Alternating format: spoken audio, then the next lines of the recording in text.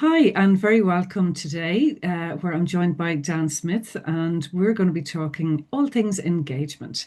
Um, so, yeah, thank you for joining us on YouTube. Thank you for watching this afterwards. And if you do have any questions afterwards, please get in touch with either of us. We'll leave our contact details at the end.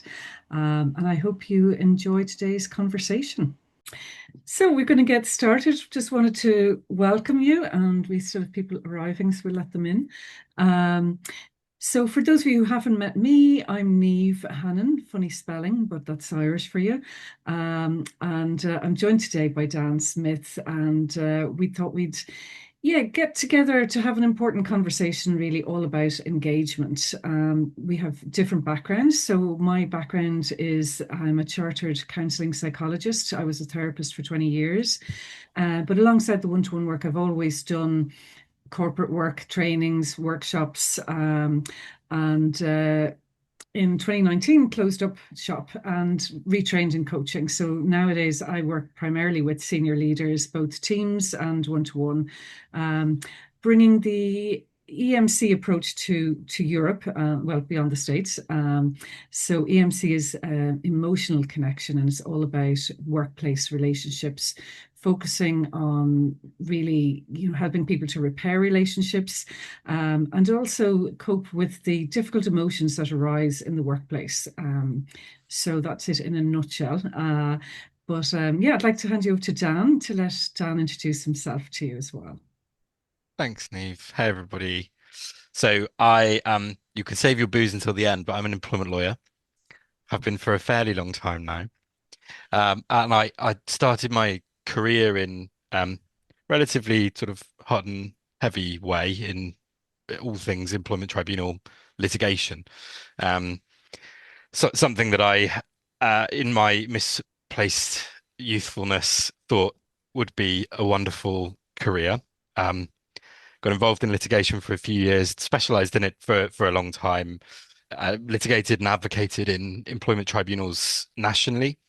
Um, and eventually, over the course of time, just came to a realization that there's no winners or losers in litigation. For the most part, whether you win or lose in that forum, you just walk out of court thinking, "Oh, thank goodness that's over," after 3 years of my time and energy and cost.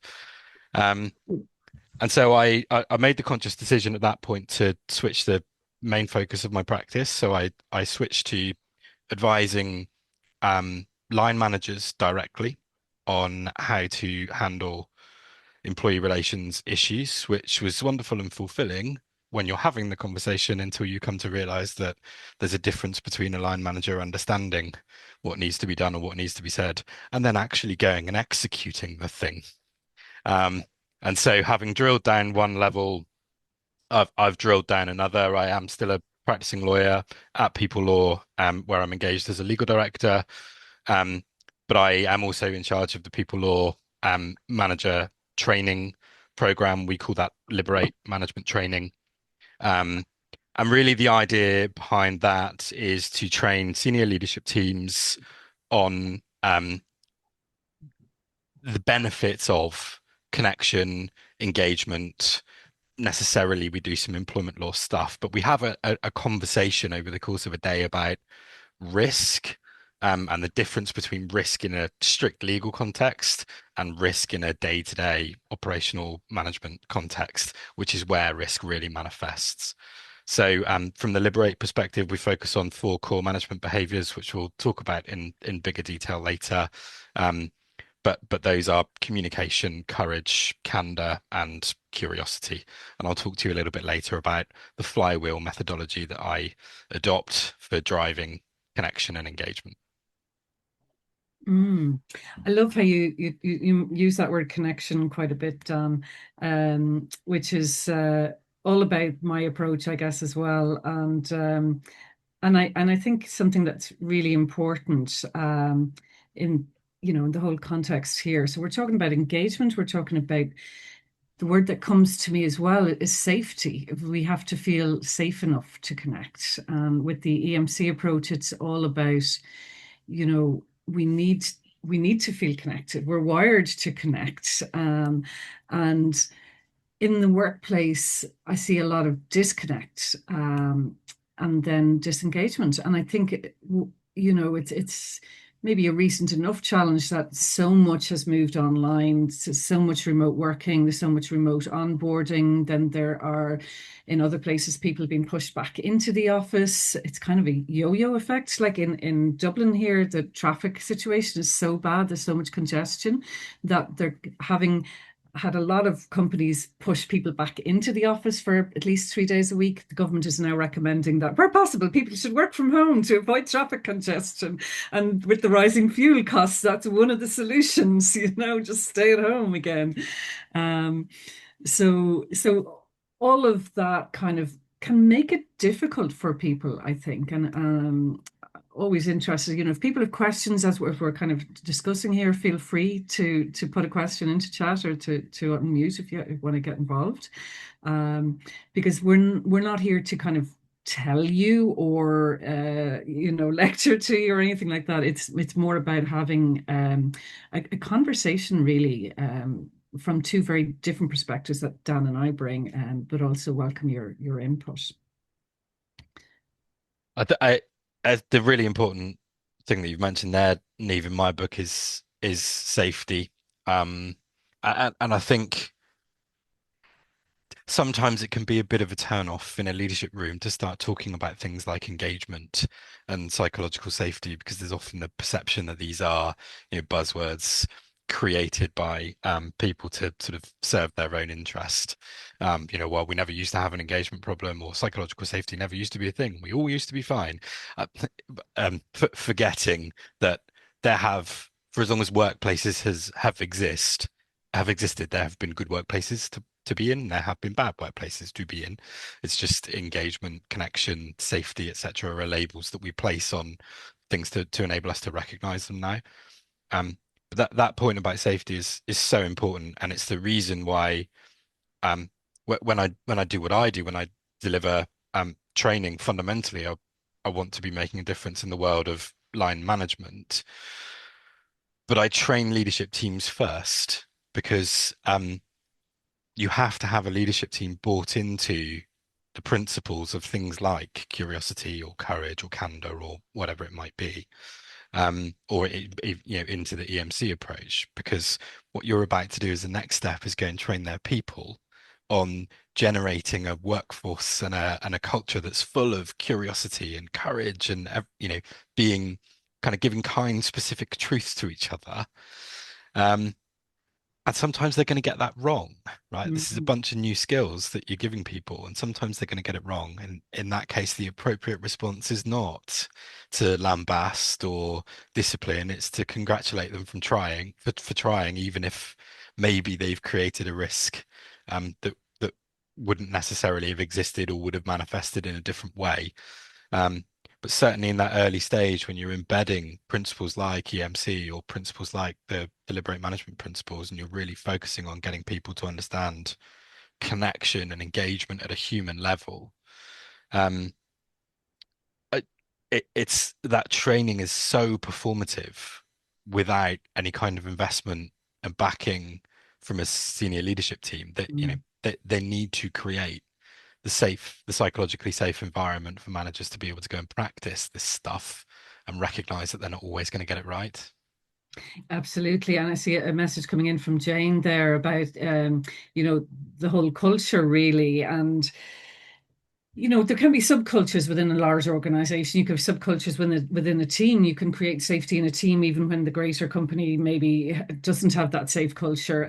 But ideally, like you're saying, Dan, I work mainly now with senior leadership teams, because of that, because it has to come from the top. It has to have, there has to be the right mindset, the right attitude. It has to be embedded in the culture in order to make that safe for everybody, and give permission for everybody to be human, to bring their full selves to work, to ask a question in a meeting, to make a mistake and not be derided over that. And when we feel safe to do those things, then we can perform. And the research is there. It shows us that high performing teams, what the one thing they have all in common is not their skill set or number of years experience or expertise. It's all about psychological safety.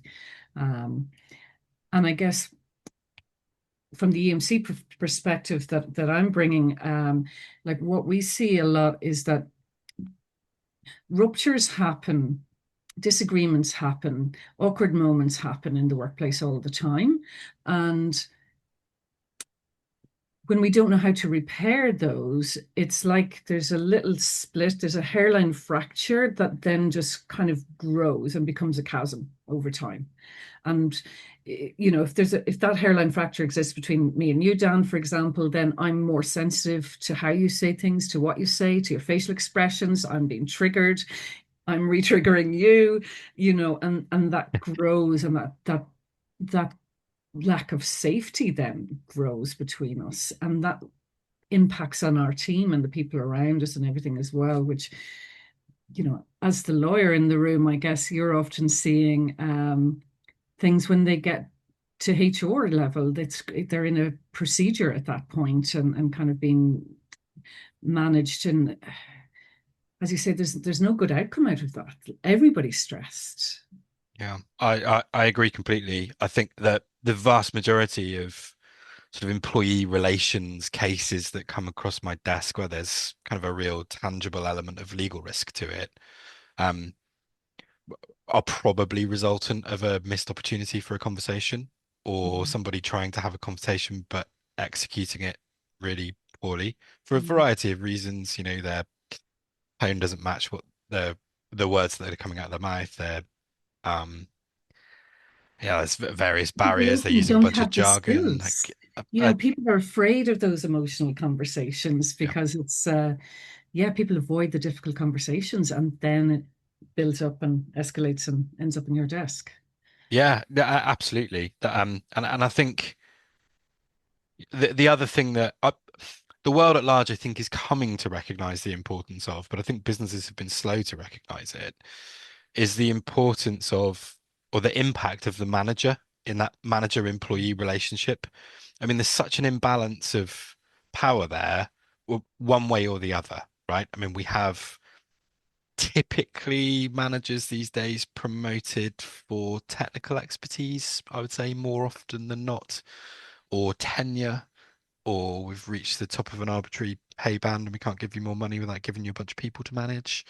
Um, and that, in the business world, what a really poor thing to be optimizing for, because I don't need somebody who is a technical expert to lead a team, because they have technical experts in the team. Sure, it's great that they have knowledge and that they once did that job, but that's a monumental shift Mm. from technical doer to leader of a team that I think is massively underestimated, in business at large. I mean, just the shift in responsibility from uh, very simple things like um, being responsible for motivating yourself to go to work and do a good job, to being responsible for motivating 10 other people to come to work and do their job and do a good job, or being responsible for achieving your own KPIs versus being responsible for setting those of others and helping them to achieve them. I mean, that's yeah, fundamentally a hugely different set of skills that exist. That the difference between those things is a chasm. And uh, Niamh, you shared with me when we last spoke some really eye-opening statistics about job satisfaction, for example, as demonstrating that kind of critical importance of the manager-employee relationship. Do you have those to hand? Yeah, I do actually. Let me just share that. So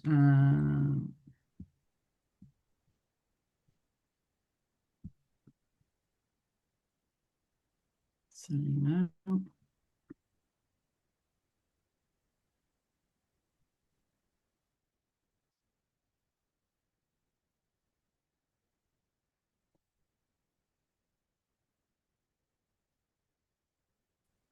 waiting for the one now.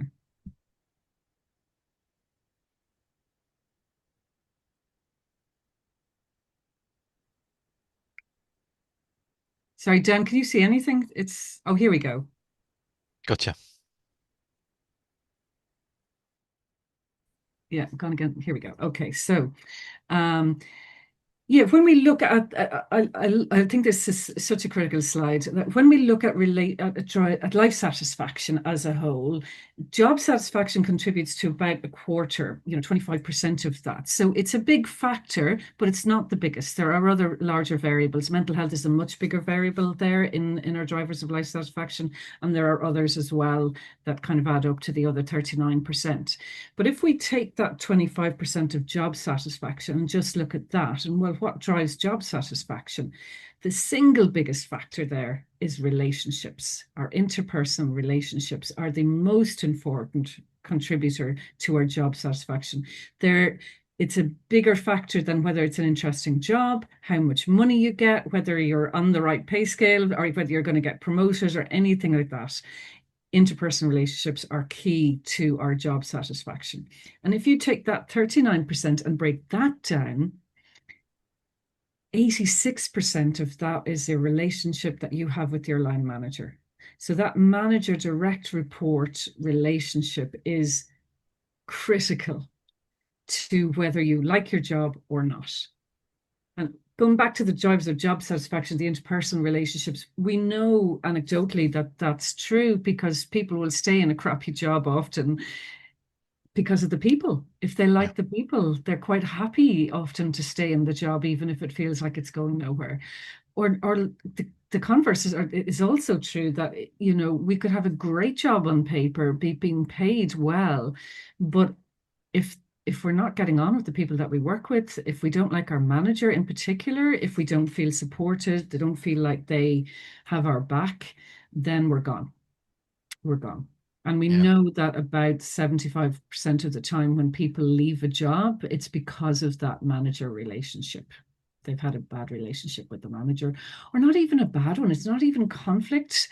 It's that in EMC we talk about attachment, and the key attachment question there is, are you there for me? That's the question that we kind of all have unconsciously on our mind. Is our manager there for us? And if we can say yes to that question, then we have a secure attachment relationship. We feel safe in our job. We can perform. But if we're hesitating about that particular manager relationship, and it's also important for our close colleagues that we collaborate with. If we have to hesitate or we're not sure or it's a definite no, then there's an insecure attachment. We don't feel safe or secure in our relationships at work. And a percentage of those people are going to be fully disengaged and looking for other work. Others are going to be disengaged and maybe presenteeism, there may be absenteeism, um, sick leave, all of the, any or all of the above. So it just thought it might be helpful to share that because it's often nice to see the infographic.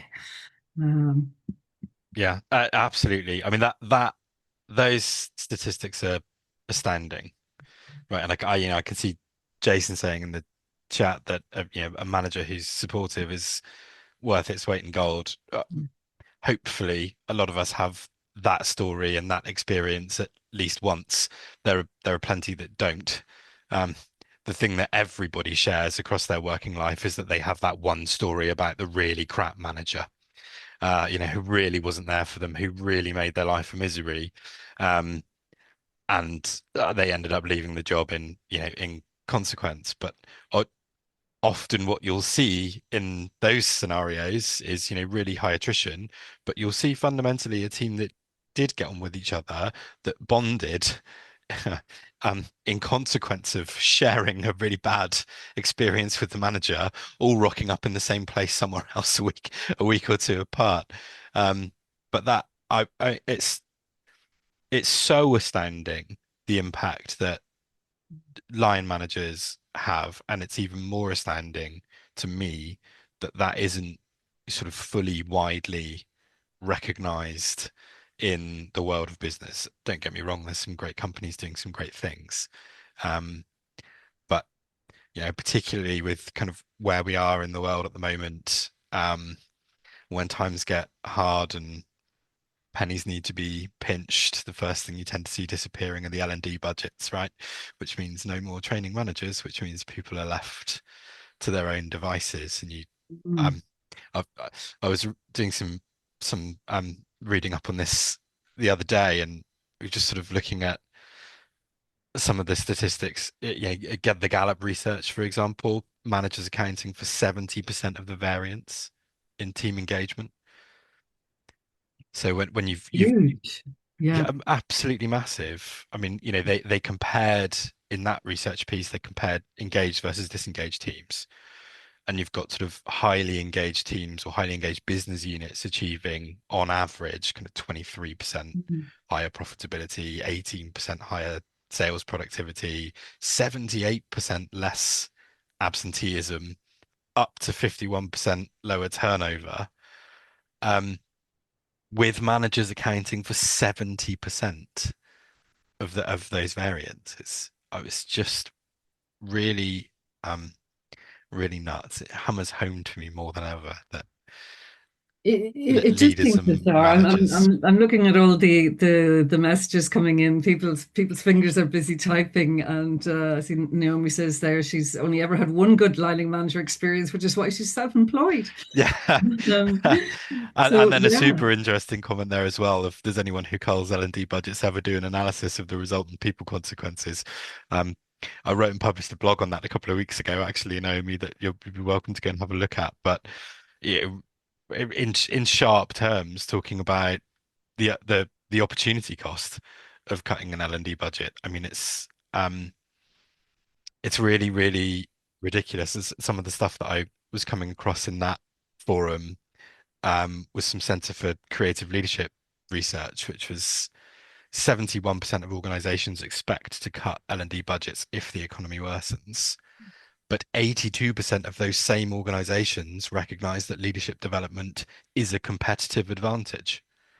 So you've got the overwhelming majority of business leaders acknowledging that developing their people gives them a competitive edge, but cutting spending on developing their people anyway.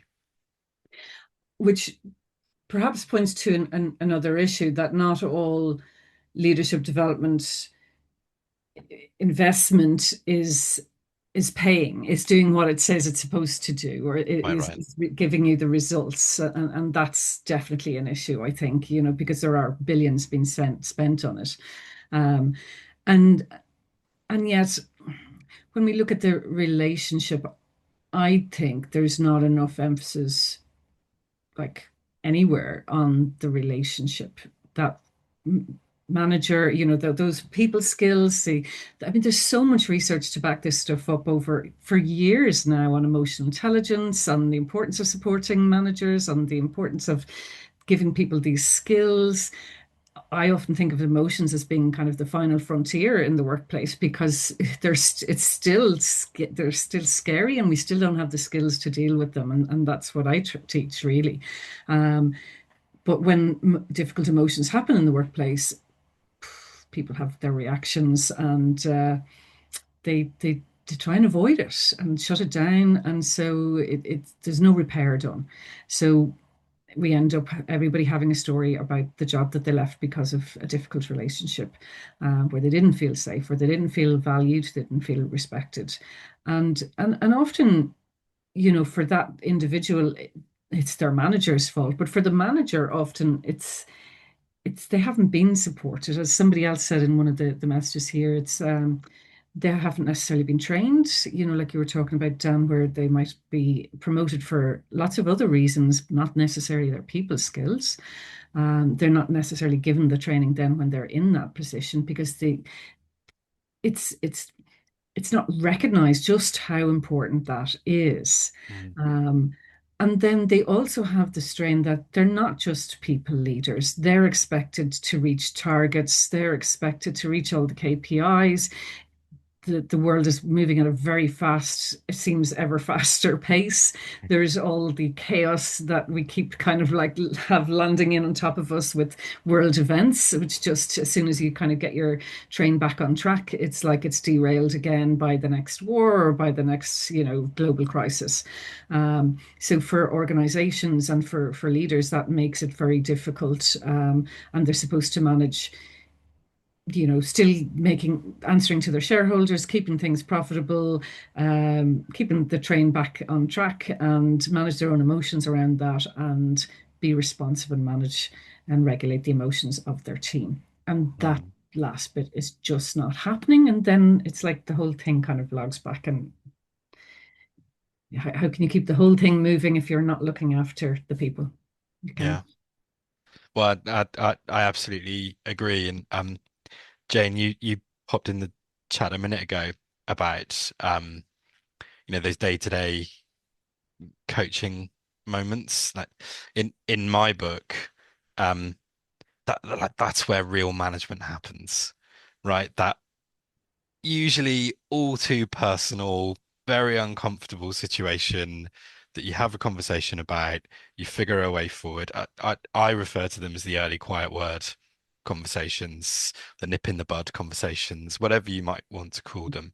Um, but I think Neve, to your earlier point, those are the things that are like gold dust for the purposes of emotional regulation, and that are you there for me kind of question. If people know that you are approaching them to tell them what might be a difficult truth or have what you or they might consider to be a difficult conversation, but that you're doing it because you care about them and you want to help them and you want to see them improve and you don't want the alternative, which is performance management or some kind of long-term mental health capability or whatever it might be. What you actually want is a world where your team trusts you, they're out there being curious, they're innovating, they're driving business forward, they're taking more away from you, so you've got less on your plate of the technical stuff, and everybody is kind of happy and working in tandem to be there, and they all know that you'll be courageous enough to have a conversation with them or anyone else if you need to, that you'll be curious enough about them to understand what's going on with them, what makes them tick, etc. That it's those moments, Jane, right? Those little, all too personal moments that come around that managers have a tendency to shy away from. And a big part of the problem in my book is that they don't appreciate the value of doing it because Mm, until you've done it and you've done it regularly, um, okay, there's maybe a perceived value, but there's not necessarily a lived value mm, of doing it. So when I train managers, for example, um, on curiosity. Yes, okay, we talk about the importance of being curious and the benefits that that brings to the organization, but we also talk about, well, what do I get out of it as a manager? mm, And we kind of go through this sort of session of, okay, well, when your team call you, do you give them answers? Yes. Okay. So the net result of that is they're always calling you looking for answers. Yes. And they call you more because of that. Yes. Do you ever feel like you can't get off the phone to your team? Yes. When do you get time to do your work of an evening? You're thinking, okay, well, so if you built a model within that team where you encourage them to be curious, you encourage them to come to you with a solution or design a solution, you might well be the old technical expert, but times are moving so quickly, there might be a totally new solution that you just never would have thought of because you've embedded in an old way of working. And if people are coming to you or aren't coming to you looking for answers, the net result is you've got a bunch of time back.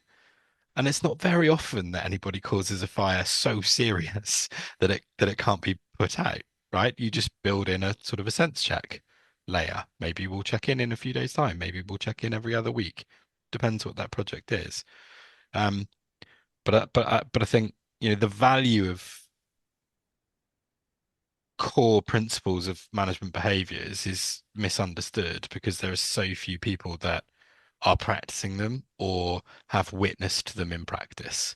mm, You can really tell when somebody's had a good manager, they've worked their way up through a business, they've been exposed to good leaders on that journey, and they have just naturally seen and experienced communication the way it's supposed to be done and yeah. candor the way it's supposed to be given. And they kind of embody that naturally throughout their learning journey. But unfortunately don't see it often enough in my book. Yeah, if people haven't had it's almost like mentoring. If you've had a good manager, you learn what it's like to be a good leader. You aspire to be that. Those characteristics and skills that you see and behaviors that you learn along the way. I like to think of the emotional piggy bank, if I can explain that in any relationship is like a piggy bank, and we like our piggy bank to be jingly, full of coins, and so we have to be making deposits. And this thing of just having a performance review once a year, or only seeing your manager when there's a problem, that means there's no deposits being made. So when it comes to the difficult conversation, you're making a withdrawal in an already pre-empty piggy bank. And so you're going straight into the red, and the relationship is in trouble. Um, and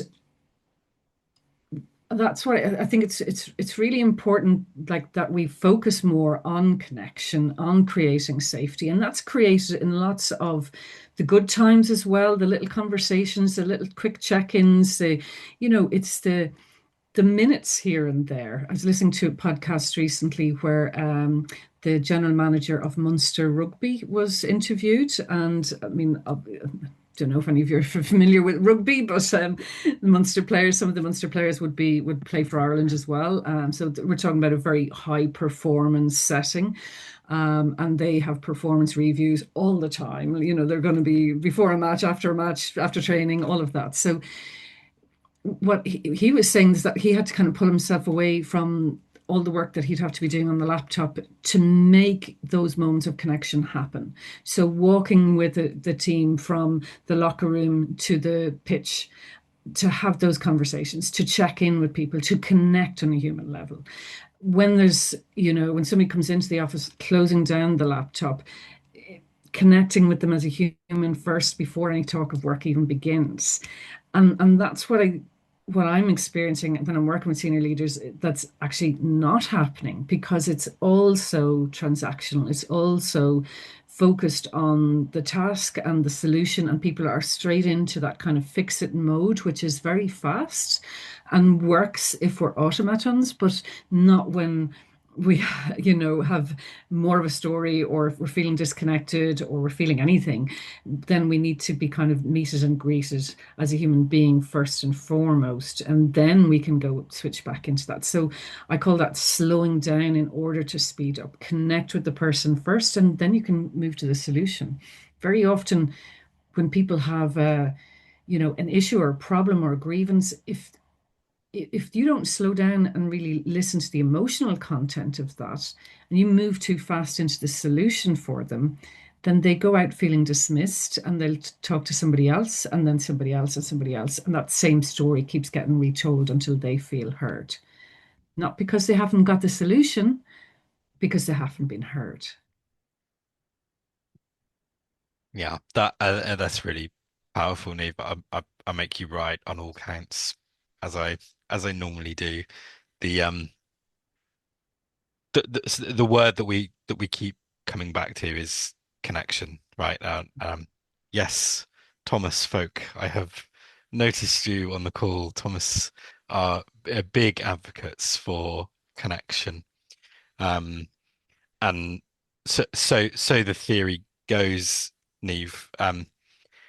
Engagement is effectively but a symptom of connection. Engagement is the wrong measure. In a workplace, connection is the appropriate measure, and through driving connection, we drive, as a natural consequence, engagement, which is absolutely the model that I subscribe to.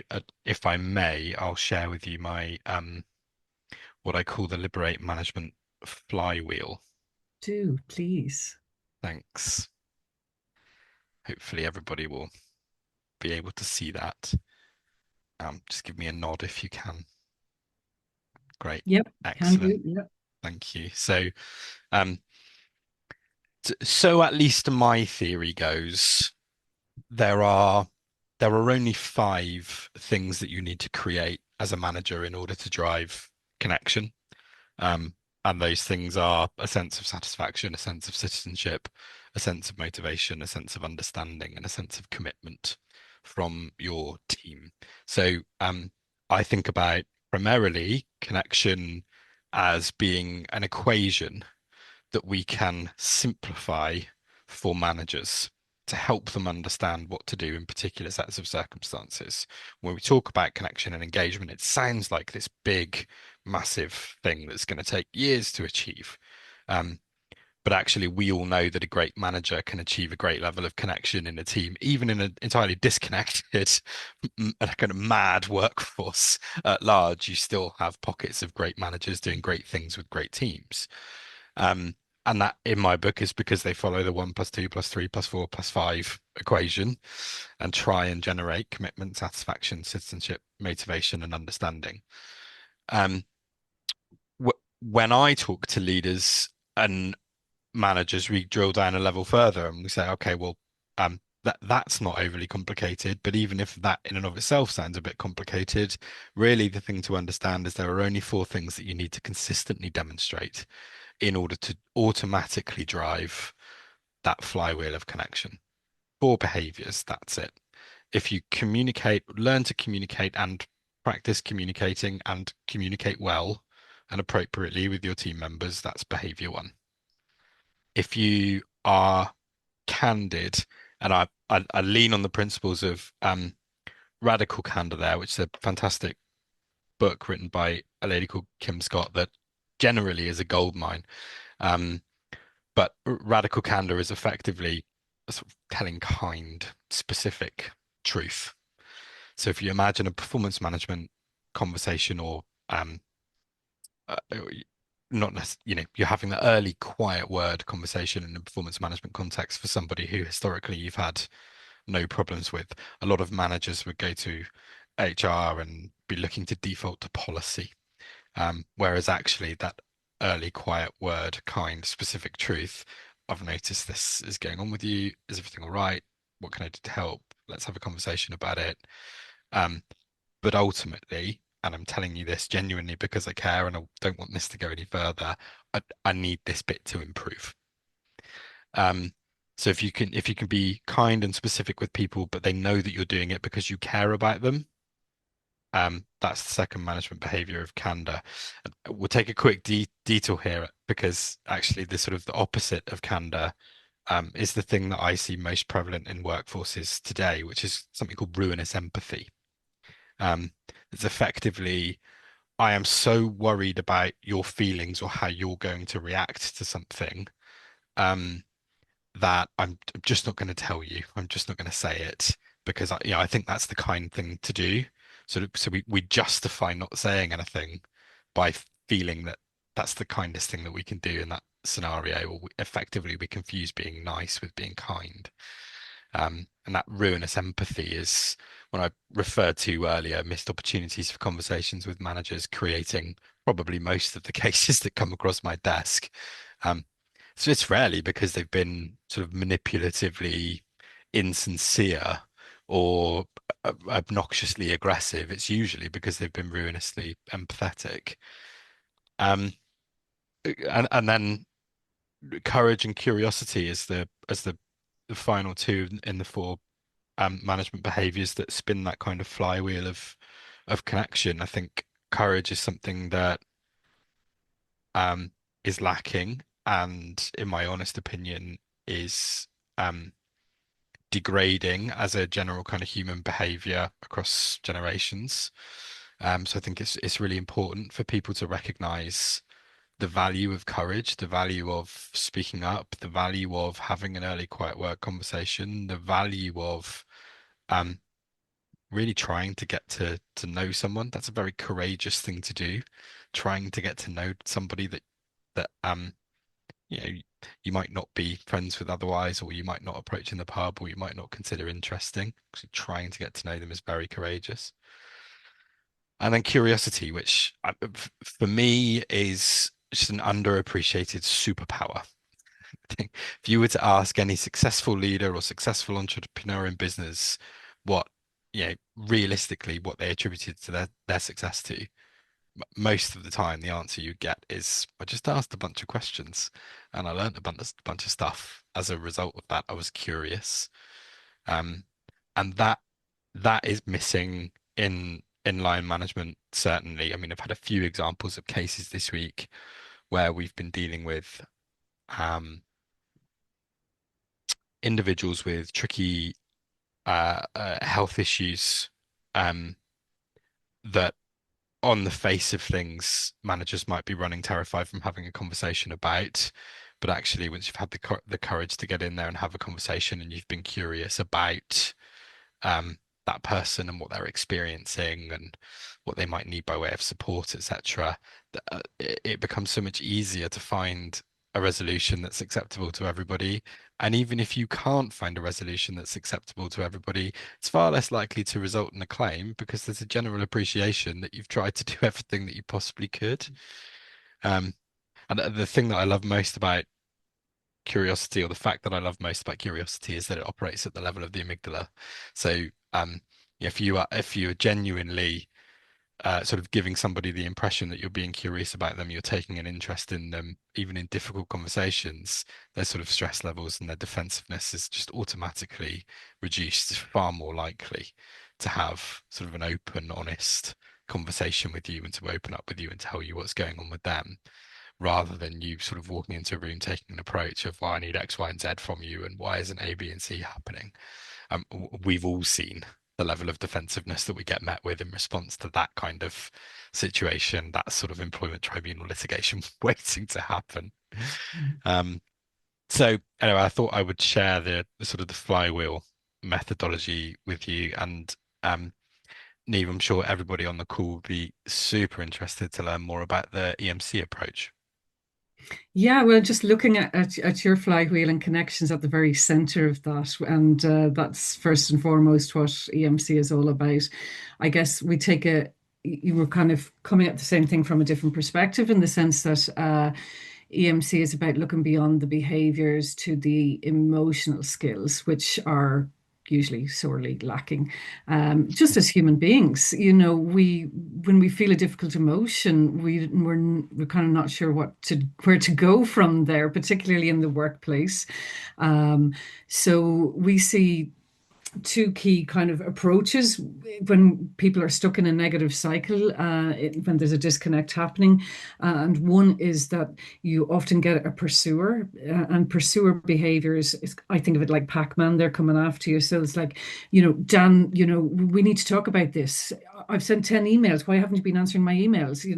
And so that can come across as kind of scary or intimidating. It may come across, depending on the person, as aggressive, maybe blaming or critical or judgment in there. Um, so the pursuer behavior, they usually they realize that there's a problem and they want to fix it, but often how they go about it is not is that's where it's happening at the behavioral level that you're seeing. Then it can be difficult. So that's often the person identified as the problem in the team or the workplace, because they may be constantly finding fault with something, and coming to you with lots of issues which are not actually the real issue. Yeah. They're feeling disconnected, and that's the real issue. That's Yeah. where we're looking at. The other kind of stance, I suppose, is the withdrawer. And the withdrawers usually think that I'm not part of the problem at all because I'm just avoiding the issue. I'm just going to shut down because it's all too overwhelming, and I'm not going to say anything. I might not speak to you. Actually, I might avoid you totally. So where they kind of have a sniff of conflict, they're often like, I need to get out of here. They don't necessarily see themselves as part of the problem, so they don't necessarily see themselves as part of the solution. And yet, for a pursuer, when they sense the other person withdrawing, that triggers them because it feels like, how can we have any kind of relationship if you're not going to even be here? If you're out of here, I need you to stay here and talk. We need to discuss this. We need to figure this out. For the withdrawer, that's really triggering because instead of the pursuer kind of reaching for them, they're quite actively pushing. And it gets overwhelming and anxiety provoking. So for both people, then they can be understood as each position can be understood as reaching for connection, but they're not doing it in a helpful way. Mm. And that's what we try and help people to work out. Um, so you usually typically have a pursuer and a withdrawer, Pac-Man and one running away. Um, but if you have two pursuers, it can be quite explosive, but they're easier to get to the table. And if you have two withdrawers, it can be more difficult. There's not war happening. It's maybe not as visible, but Just as the damage destructive. is there, and it can be harder to get them back. Yeah, yeah. Mm. So that's just a little glimpse, I guess, of kind of how we have a very structured approach in EMC, and EMC stands for that emotional connection. So we have a very structured process that we bring people through to help them to repair relationships. And ideally, we train you in the approach so you don't need me coming along. You have the skills to grow and build relationships, but also to repair them because disconnects will happen. Even in the most wonderful relationships, think of the person that you have decided to spend the rest of your life with at home. Disconnects still happen all the time. You could go through the whole day being pissed off at them, feeling irritated and noticing every little thing that then annoys you about them because you're feeling disconnected. And so everything else is triggering you. Whereas when we feel reconnected and we've repaired that and we can feel safe together, then we're safe to engage and then we can solve the world's problems. And that's the same whether it's at home or whether it's a team at work, that we're at our best when we feel safe and connected, and then we can engage, and then we can respond, and then we can use all our good behaviors. So that safety piece, if we're looking at that kind of wheel, I think underlies some of those behaviors create safety, and also feeling safe allows you to behave in those ways, I think, too. Um, Yeah. It's so interesting, isn't it? Because I think so certainly the clients that I've worked with and trained, I mean it's very, very easy for a leadership team to recognize the value of this stuff. Um, but put in the sort of terms that we're discussing. And I don't think that there are many that are able to put it in those terms. I think there's a lot of people out there that talk about engagement and talk about connection, but neither think that that EMC model breaks it down really wonderfully and makes it very accessible. If I do say so myself, I think the same about the kind of connection model and the management principles model of liberated management training. But I think it goes beyond that. Like the clients that I work with have sort of proudly wanted to say to a workforce at large, our leaders are committed to these principles: curiosity, candor, courage, communication. This is not a workplace where you will ever be disadvantaged or lambasted for trying to be communicative and curious and courageous and candid. Those things are actively encouraged. We might draw you in if you start overstepping the line, but it will be gentle and it will be soft and it will still be because we care about you. mm, Um, and it's quite easy to take that message and those principles from leadership to management teams, and it would be very easy to stop at management teams. But one of the things that I encourage the management teams that I work with to do is to go and put this in their own words to their team, share their workbook with their team. If we've recommended that we read Radical Candor, buy 8 copies, share them, but familiarize the terms and the feelings and the behaviors that you're going to exhibit. Because if before a few days worth of training, you were fairly obnoxious in your management style, people are going to think you've had a brain transplant. If you go back and start sort of firing off radical candor everywhere, and getting it wrong and over egging the pudding. So everybody needs an explanation of these principles. It's important to be open about that stuff, and mainly it's important for people to recognize that when you are coming to them to have a conversation, um, it's genuinely because you want to see them succeed. I mean, if they fail, you fail, right? That's the thing that I see managers ignoring all the time.